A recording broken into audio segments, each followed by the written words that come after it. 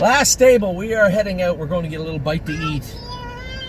I see. We're going to go get a little bite to eat. We're going to eat the Jason's barn. Him and Tim have been trading horses back and forth for the most part.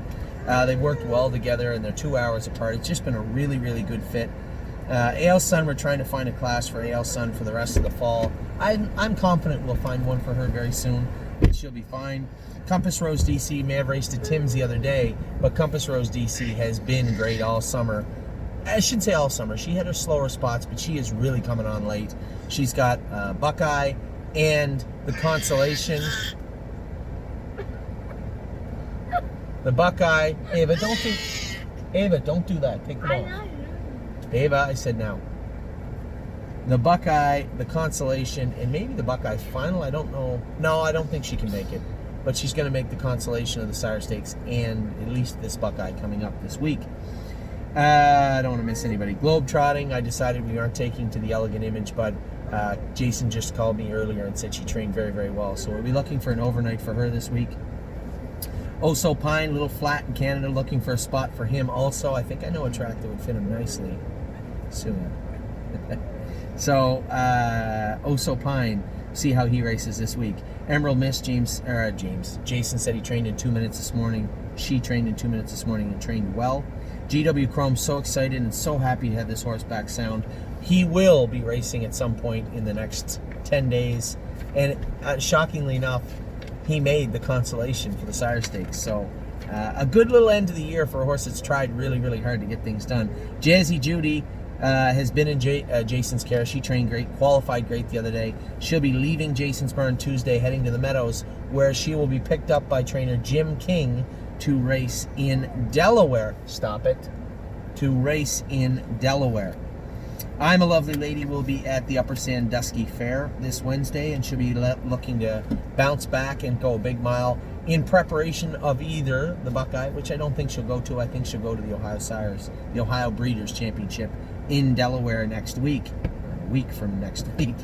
Let's Roll On isn't in Jason's barn. He'll be coming back to Ontario after a short turnout at Winterwood. My Jazz, the big filly, is we've transitioned her from going to Upper Sandusky, which would have been frustrating for some of the people racing against her, I think, to transitioning her into qualifying next week to keep her tight for the Ohio Breeders' Championship at Jug Week. Now, a lot of people said, why not just race her easy in the Buckeye? I could, but when you have the number one horse, or in all intents and purposes, one of the number one horses in Hercules and not eligible, take advantage of that. I think My Jazz draws good division. She can give them fits in Delaware and probably bring home maybe another good chunk of money. And then we have Miss Meringue, the Fair Queen. She's going back. She got 3 wins and a second in the fairs this year. She's going to Upper Sandusky. Rooney Blue Chip will be leaving Jason's care and going to Bob Baggett. He's going to take care of Rooney Blue Chip, race him next Friday night in Freehold in the Sire Stakes that they have there. Where are we at? Mama Knows Best will be racing, should be qualifying this Thursday, maybe, or schooling. Go a good mile with her before she races in Delaware. Notice I haven't said where she's going to race yet, so I'm not positive. Well and Down is, I'm positive where she's racing. Upper Sandusky on Wednesday and back in the Grassroots, the Buckeye after that. And our boy, yes, has been in 2:11. He's going in 2:5 or 2:6 on Wednesday, getting ever so close to making it back to the races. Now, make no mistake, 2:6 doesn't mean he qualifies. This is a horse that's got 50,000 made last 5 or something. So he's going to have to train in 58, qualify at least 2, maybe 3 times before we enter him. So his qualifying will be his final qualifier into his first race. We push back a little bit, but I'm sure you understand why. We've kept a pretty good timeline with him, but given him a lot of latitude also. It's very important that we have the best form of Yes make it back to the races, because he was a fantastic horse for us in 2019. So that's all the barns, guys. I might have missed a couple, but for the most part, I think I got everybody. As I said, we've had a fantastic run south of the border. We've even had a pretty good run here in Ontario. The only place that was a little frustrating all year was Indiana, and that was just maybe we had the wrong tools for the job. Maybe we had the wrong horses to race there.